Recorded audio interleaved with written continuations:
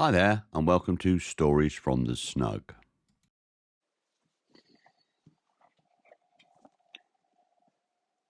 Rikki Tikki Tavi by Rudyard Kipling. At the hole where he went in, Red Eye called to Wrinkleskin, "Hear what little Red Eye saith, Nag, come up and dance with death. Eye to eye and head to head, keep the measure, Nag. This shall end when one is dead, at thy pleasure, Nag. Turn for turn and twist for twist, run and hide thee, Nag. Ha! The hooded death has missed, woe betide thee, Nag." This is the story of the great war that Rikki Tikki Tavi fought single-handed through the bathrooms of the big bungalow in Sigowli Cantonment. Dodzi the tailor bird helped him, and Chuchundra the muskrat, who never comes out into the middle of the floor, but always creeps around by the wall, gave him advice. But Rikki Tikki did the real fighting. He was a mongoose, rather like a little cat in his fur and his tail, but quite like a weasel in his head and his habits. His eyes and the end of his restless nose were pink. He could scratch himself anywhere he pleased with any leg, front or back, that he chose to use. He could fluff up his tail till it looked like a bottle brush, and his war cry as he scuttled through the long grass was, "Rick, tick, ticky, ticky, tick." One day, a high summer flood washed him out of the burrow where he lived with his father and mother, and carried him, kicking and clucking, down a roadside ditch. He found a little wisp of grass floating there, and clung to it till he lost his senses. When he revived, he was lying in the hot sun, on the middle of a garden path, very draggled indeed, and a small boy was saying, "Here's a dead mongoose, let's have a funeral." "No," said his mother, "let's take him in and dry him. Perhaps he isn't really dead." They took him into the house, and a big man picked him up between his finger and thumb. I said he was not dead, but half choked. So they wrapped him in cotton wool and warmed him over a little fire, and he opened his eyes and sneezed.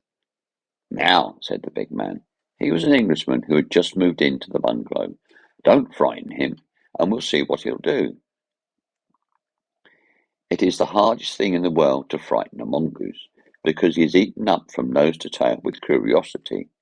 The motto of all mongoose family is, "Run and find out." And Rikki Tikki was a true mongoose. He looked at the cotton wool, decided that it was not good to eat, ran all round the table, sat up and put his fur in order, scratched himself, and jumped on the small boy's shoulder. "Don't be frightened, Teddy," said his father. "That's his way of making friends." "Ouch! He's tickling under my chin," said Teddy. Rikki Tikki looked down between the boy's collar and neck, snuffed at his ear, and climbed down to the floor, where he sat, rubbing his nose. "Good gracious," said Teddy's mother, "and that's a wild creature. I suppose he's so tame because we've been kind to him." "All mongooses are like that," said her husband. "If Teddy doesn't pick him up by the tail, or try to put him in a cage, he'll run in and out of the house all day long. Let's give him something to eat." So they gave him a little piece of raw meat. Rikki Tikki liked it immensely, and when it was finished he went out onto the veranda and sat in the sunshine, and fluffed up his fur to make it dry to the roots. Then he felt better. "There are more things to find out about in this house," he said to himself, "than all my family could find out in all their lives. I shall certainly stay and find out." He spent all that day roaming over the house, and nearly drowned himself in the bathtubs, put his nose into the ink on the writing table, and burned it on the end of the big man's cigar, for he climbed up in the big man's lap to see how writing was done. At nightfall he ran into Teddy's nursery to watch how kerosene lamps were lighted, and when Teddy went to bed, Rikki Tikki climbed up too. But he was a restless companion, because he had to get up and attend to every noise all through the night, and find out what made it. Teddy's mother and father came in the last thing to look at their boy, and Rikki Tikki was awake on the pillow. "I don't like that," said Teddy's mother. "He may bite the child." "He'll do no such thing," said the father. Teddy's safer with that little beast than if he had a bloodhound to watch him. If a snake came into the nursery now, but Teddy's mother wouldn't think of anything so awful. Early in the morning, Rikki Tikki came to early breakfast on the veranda, riding on Teddy's shoulder, and they gave him banana and some boiled egg. He sat on all their laps, one after the other, because every well-brought-up mongoose always hopes to be a house mongoose some day and have rooms to run about in. And Rikki Tikki's mother, she used to live in the general's house at Sagowli, had carefully told Rikki what to do if ever he came across white men. Then Rikki Tikki went out into the garden to see what was to be seen. It was a large garden, only half cultivated, with bushes as big as summer houses of Marshall Neal roses, lime and orange trees, clumps of bamboos, and thickets of high grass. Rikki Tikki licked his lips. "This is a splendid hunting ground," he said, and his tail grew bottle-brushy at the thought of it, and he scuttled up and down the garden, snuffing here and there, till he heard very sorrowful voices in a thorn bush.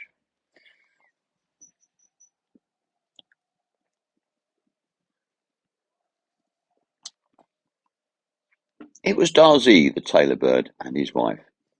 They had made a beautiful nest by pulling two big leaves together and stitching them up the edges with fibres, and had filled the hollow with cotton and downy fluff.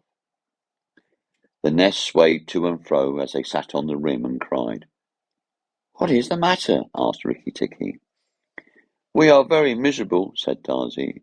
"One of our babies fell out of the nest yesterday, and Nag ate him." "Hmm," said Rikki Tikki. "That is very sad, but I'm a stranger here. Who is Nag?" Darzee and his wife only cowered down in the nest without answering, for from the thick grass at the foot of the bush there came a low hiss, a horrid cold sound that made Rikki Tikki jump back 2 clear feet. Then, inch by inch out of the grass, rose up the head and spread hood of Nag, the big black cobra, and he was 5 feet long from tongue to tail. When he had lifted 1/3 of himself clear of the ground, he stayed balancing to and fro exactly as a dandelion tuft balances in the wind. And he looked at Rikki Tikki with the wicked snake's eyes that never change their expression, whatever the snake may be thinking of. "Who is Nag?" said he. "I am Nag. The great god Brahm put his mark upon all our people when the first cobra spread his hood to keep the sun off Brahm as he slept. Look and be afraid." He spread out his hood more than ever, and Rikki Tikki saw the spectacle mark on the back of it that looked exactly like the eye part of a hook and eye fastening.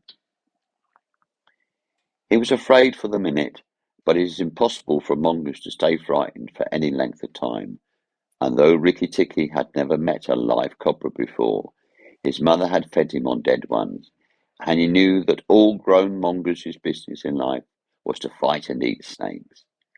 Nag knew that too, and at the bottom of his cold heart he was afraid. "Well," said Rikki Tikki, and his tail began to fluff up, "marks or no marks, do you think it is right for you to eat fledglings out of the nest?" Nag was thinking to himself and watching the least little movement in the grass behind Rikki Tikki.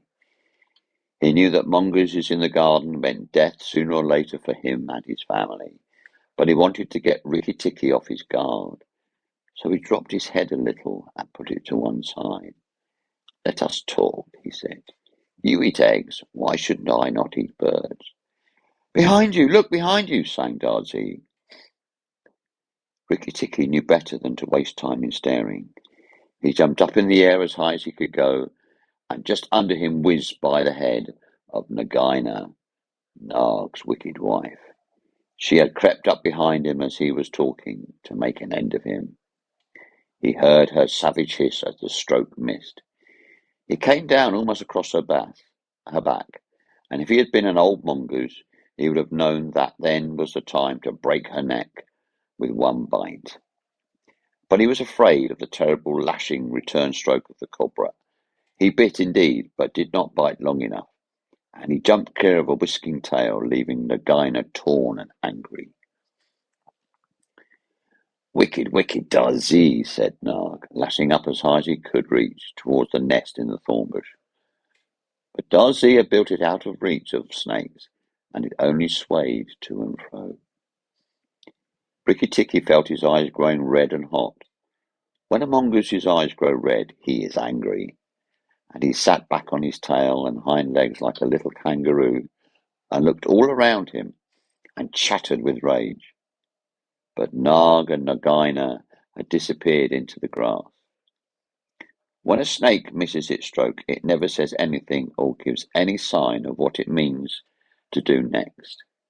Rikki Tikki did not care to follow them, for he did not feel sure that he could manage two snakes at once. So he trotted off to the gravel path near the house and sat down to think. It was a serious matter for him. If you read the old books of natural history, you will find they say that when a mongoose fights the snake and happens to get bitten, he runs off and eats some herb that cures him. That is not true.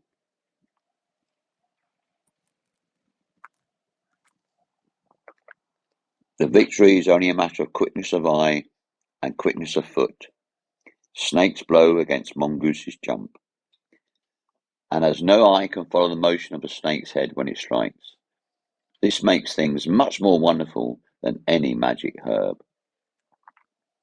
Rikki Tikki knew he was a young mongoose, and it made him all the more pleased to think that he had managed to escape a blow from behind.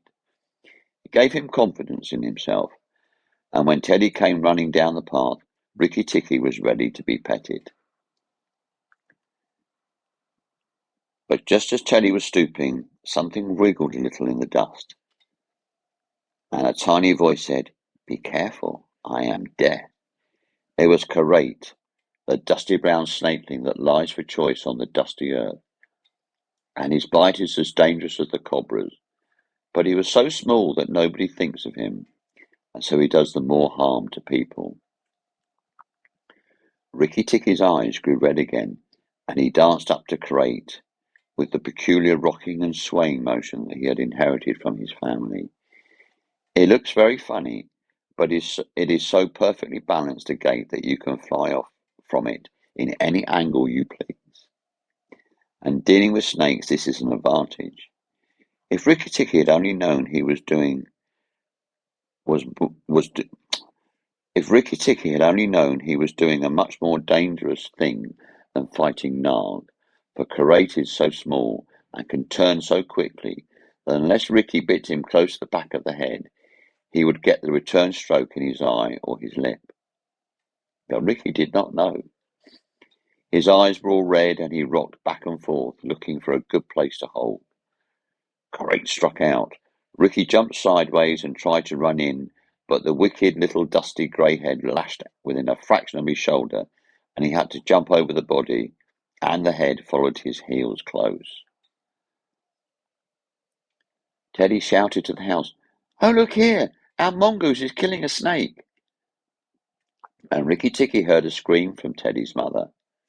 His father ran out with a stick, but by the time he came up, Karate had lunged once too far, and Rikki Tikki had sprung, jumped on the snake's back, dropped his head far between his forelegs, bitten as high up the back as he could hold, and rolled away. The bite paralysed Karate, and Rikki Tikki was just going to eat him all up from the tail, after the custom of his family at dinner, when he remembered that a full meal makes a slow mongoose, and if he wanted all his strength and quickness ready, he must keep himself thin. He went away for a dust bath under the castor oil bushes, while Teddy's father beat the dead Karate.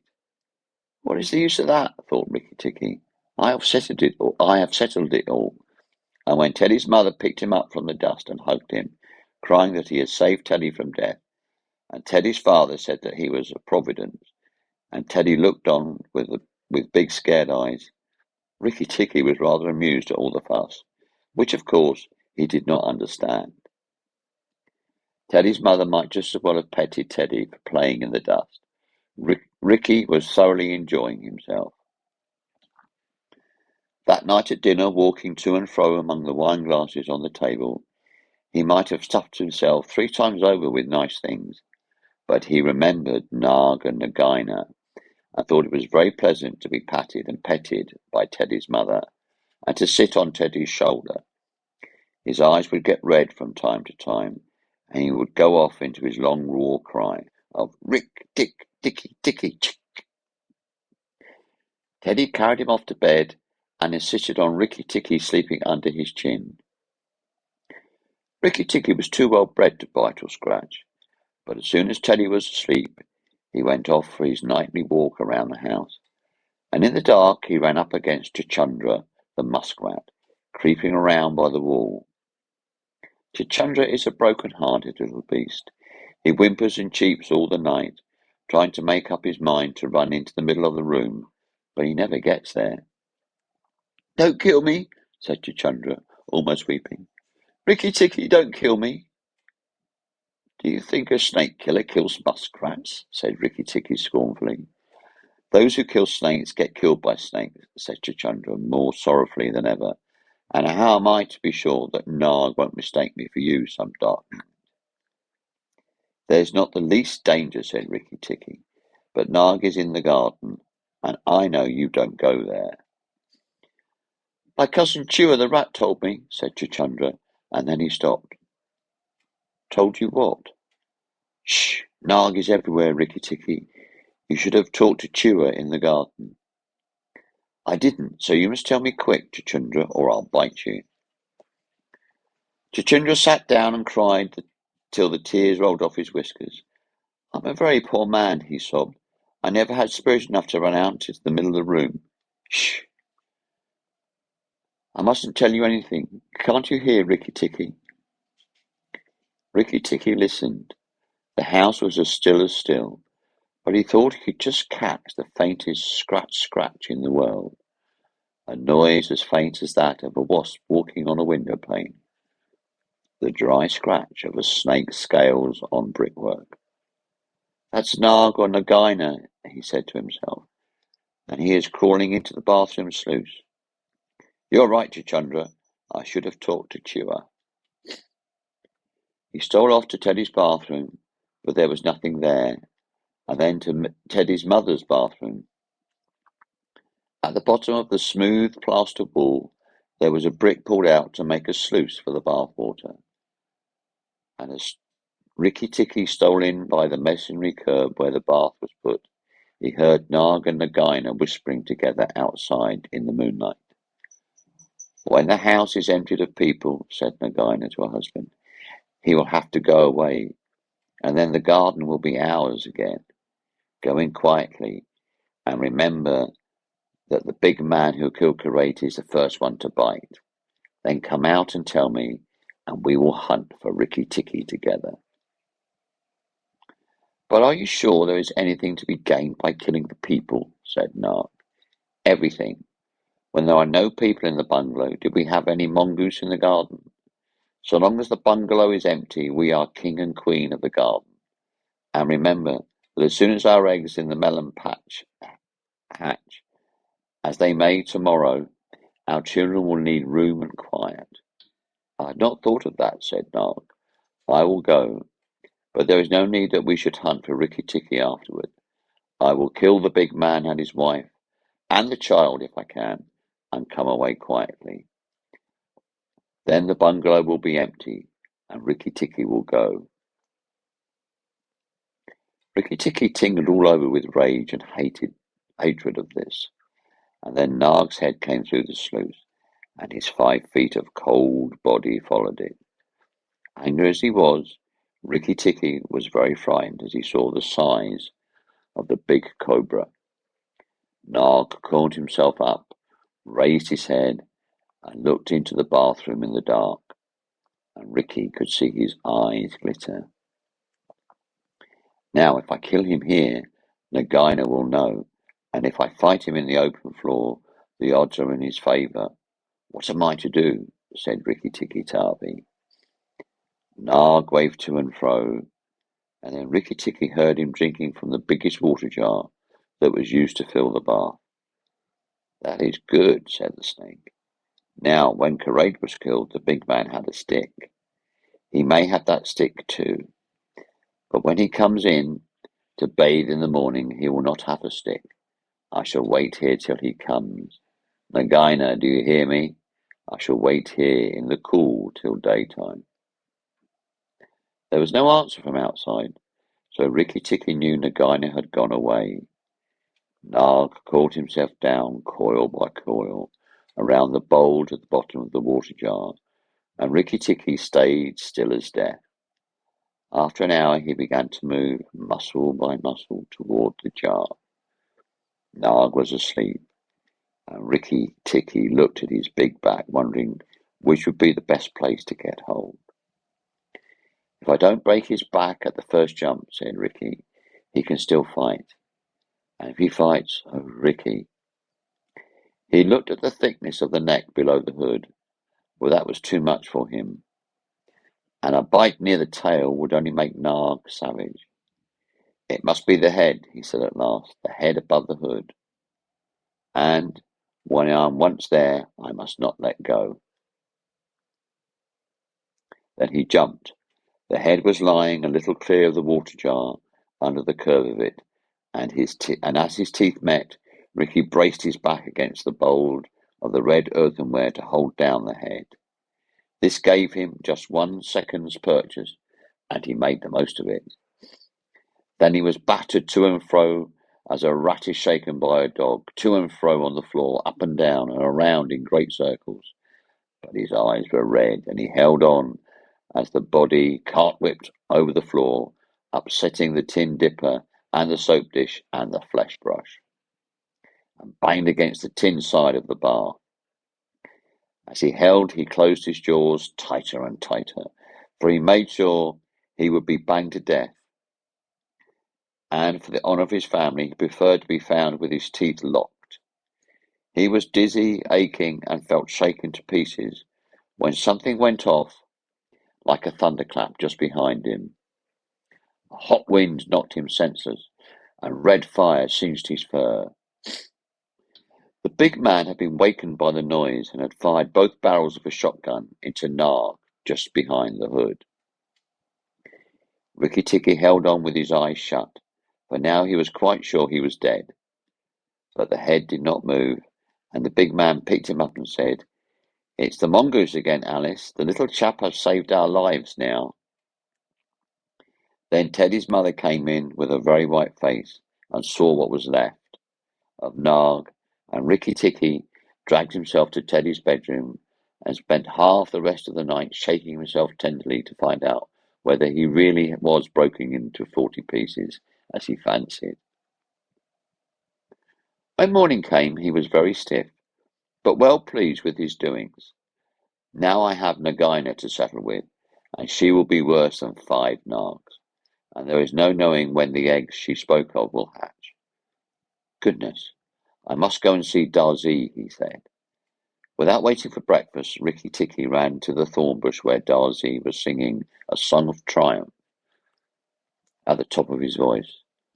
The news of Nag's death was all over the garden, for the sweeper had thrown the body on the rubbish heap. "Oh, you stupid tuft of feathers," said Rikki Tikki angrily. "Is this the time to sing?" "Nag is dead, is dead, is dead," sang Darzee. The valiant Rikki Tikki caught him by the head and held fast. The big man brought the bang stick, and Nag fell into 2 pieces. "He will never eat my babies again." "Oh, that's true enough, but where's Nagaina?" said Rikki Tikki, looking carefully around him. "Nagaina came to the bathroom sluice and called for Nag," Darzee went on.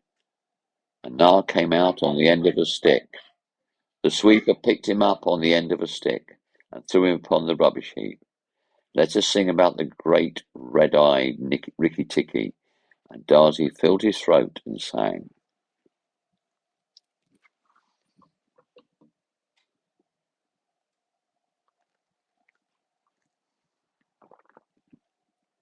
"If I could get up to your nest, I'd roll your babies out," said Rikki Tikki. "You don't know when to do the right thing at the right time.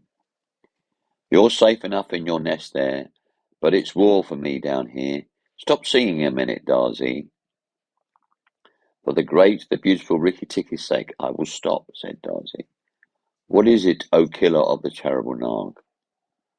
Where is Nagaina for the third time? On the rubbish heap by the stables, mourning for Nag. Great is Rikki Tikki with the white teeth. Bother my white teeth, have you ever heard where she keeps her eggs? In the melon bed, on the end nearest the wall, where the sun strikes nearly all day. She hid them there weeks ago. And you never thought it was worth while to tell me? The end nearest the wall, you said. Rikki Tikki, you're not going to eat her eggs. Not exactly, no, Darzy. If you have a grain of sense, you will fly off to the stables and pretend that your wing is broken, and let Nagaina chase you away to this bush. I must get to the melon bed, and if I went there now, she'd see me. Darzy was a feather-brained little fellow who could never hold more than one idea at a time in his head. And just because he knew that Nagaina's children were born in eggs like his own, he didn't think at first that it was fair to kill them. But his wife was a sensible bird, and she knew that cobra's eggs meant young cobras later on. So she flew off from the nest and left Darzy to keep the babies warm and continue his song about the death of Nag. Darzy was very like a man in some ways. She fluttered in front of Nagaina by the rubbish heap and cried out, "Oh, my wing is broken! The boy in the house threw a stone at me and broke it." And then she flustered more desperately than ever. Nagaina lifted up her head and hissed, "You warned Rikki Tikki when I would have killed him. Indeed and truly you've chosen a bad place to be lame in." And as she moved towards Darzy's wife, slipping along over the dust, "The boy broke it with a stone," shrieked Darzy's wife. "Well, it may be some consolation to know when you're dead, to know what I shall settle accounts with the boy. My husband lies on the rubbish heap this morning, but before night the boy in the house will lie very still. What is the use of running away? I'm sure to catch you, little fool. Look at me." Darzy's wife knew better than to do that, for a bird who looks at a snake's eyes gets so frightened that she cannot move. Darzy's wife fluttered on, piping sorrowfully, and never leaving the ground, and Nagaina quickened her pace. Rikki Tikki heard them going up the path from the stables, and he raced for the end of the melon patch near the wall. There, in the warm litter above the melons, very cunningly hidden, he found 25 eggs, about the size of bantam's eggs, but with whitish skin instead of shell. I was not a day too soon, he said, for he could see the baby cobras curled up inside the skin, and he knew that the minute they were hatched, they could each kill a man or a mongoose. He bit off the tops of the eggs as fast as he could, taking care to crush the young cobras, and turned over the litter from time to time to see whether he had missed any. At last there were only 3 eggs left, and Rikki Tikki began to chuckle to himself when he heard Darzy's wife screaming, "Rikki Tikki, I led Nagaina towards the house, and she has gone into the veranda, and oh, come quickly, she means killing." Rikki Tikki smashed 2 eggs and tumbled backward down the melon bed with the 3rd egg in his mouth, and scuttled to the veranda as hard as he could put foot on the ground. Teddy and his mother and father were there at early breakfast, but Rikki Tikki saw that they were not eating anything. They sat stone still, and their faces were white. Nagaina was coiled up on the matting by Teddy's chair, within easy striking distance of Teddy's bare legs, and she was swaying to and fro, singing a song of triumph. "Son of the big man that killed Nag," she hissed, "stay still, I am not ready yet. Wait a little, keep very still, all you 3. If you move, I strike, and if you do not move, I strike, O foolish people who killed my Nag." Teddy's eyes were fixed on his father, and all his father could do was to whisper, "Sit still, Teddy, you mustn't move. Teddy, keep still." Then Rikki Tikki came up and cried, "Turn round, Nagaina, turn round and fight." "All in good time," said she, without moving her eyes. "I will settle my account with you presently. Look at your friends, Rikki Tikki. They are still and white. They are afraid. They dare not move, and if you come a step nearer, I strike." "Look at your eggs," said Rikki Tikki, "in the melon bed near the wall. Go and look, Nagaina." The big snake turned half round and saw the egg on the veranda. "Ah, give it to me," she said. Rikki Tikki put his paws one on each side of the egg, and his eyes were blood red. What price for a snake's egg, for a young cobra, for a young king cobra, for the last, the very last of the brood? The ants are eating all the others down by the melon bed. Nagaina spun clear round, forgetting everything for the sake of the one egg. Rikki Tikki saw Teddy's father shoot out a big hand, catch Teddy by the shoulder, and drag him across the little table with the teacups, safe and out of reach of Nagaina. "Trick, trick, trick, Rick, tick, tick," chuckled Rikki Tikki. "The boy is safe, and it is I that caught Nag by the hood last night in the bathroom." Then he began to jump up and down, all 4 feet together, his head close to the floor. "He threw me to and fro, but he could not shake me off. He was dead before the big man blew him in two. I did it. Rikki Tikki, tick, tick. Come then, Nagaina, come and fight with me. You shall not be a widow long." Nagaina saw that she had lost her chance of killing Teddy, and the egg lay between Rikki Tikki's paws. "Give me the egg, Rikki Tikki. Give me the last of my eggs, and I will go away and never come back," she said, lowering her hood. "Yes, you will go away, and you will never come back, for you will go to the rubbish heap with Nag. Fight, widow, the big man has gone for his gun. Fight!" Rikki Tikki was bounding all around Nagaina, just keeping out of reach of her stroke. His little eyes were like hot coals. Nagaina gathered herself together and flung out at him. Rikki Tikki jumped up and backward. Again and again she struck, and each time her head came within a whack on the matting of the veranda, and she gathered herself together like a watch spring. Then Rikki Tikki danced in a circle to get behind her, and Nagaina spun round to keep her head to his head, so that the rustle of her tail on the matting sounded like dry leaves blown along by the wind. He had forgotten the egg. It still lay on the veranda, and Nagaina came nearer and nearer to it, till at last, while Rikki Tikki was drawing breath, she caught it in her mouth, turned to the veranda steps, and flew like an arrow down the path, with Rikki Tikki behind her. When the cobra runs for her life, she goes like a whiplash flicked across a horse's neck. Rikki Tikki knew that he must catch her, or all the trouble would begin again. She headed straight for the long grass by the thorn bush, and as he was running, Rikki Tikki heard Darzee still singing his foolish little song of triumph. But Darzee's wife was wiser.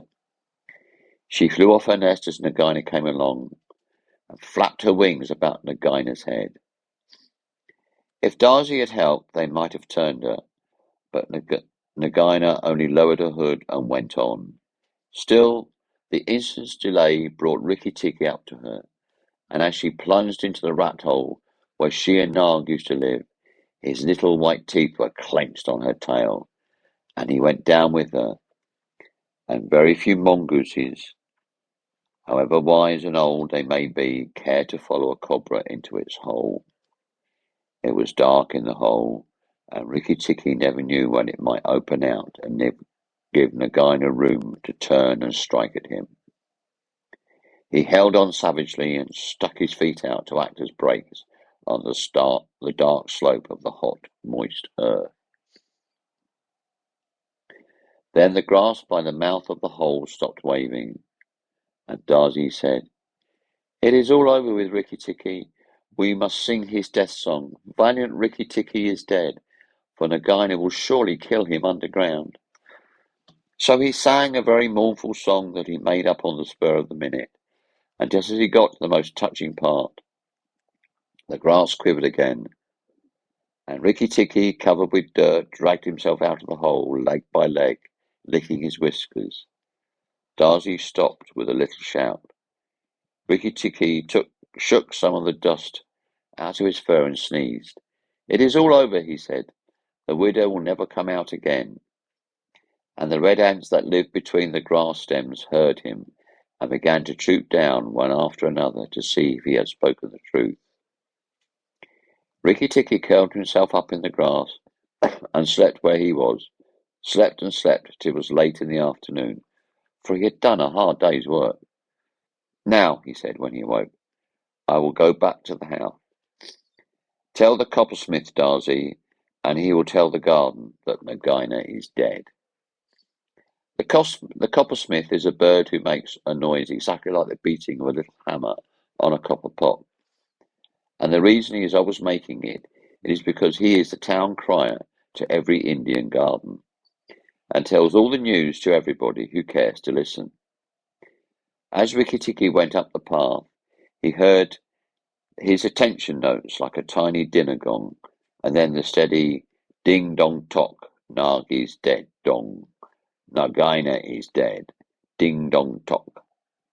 That set all the birds in the garden singing and the frogs croaking, for Nag and Nagaina used to eat frogs as well as little birds. When Rikki got to the house, Teddy and Teddy's mother, she looked very white still, for she had been fainting, and Teddy's father came out and almost cried over him, and that night he ate all that was given him till he could eat no more, and went to bed on Teddy's shoulder, where Teddy's mother saw him when she came to look late at night. "He saved our lives and Teddy's life," she said to her husband. "Just think, he saved all our lives."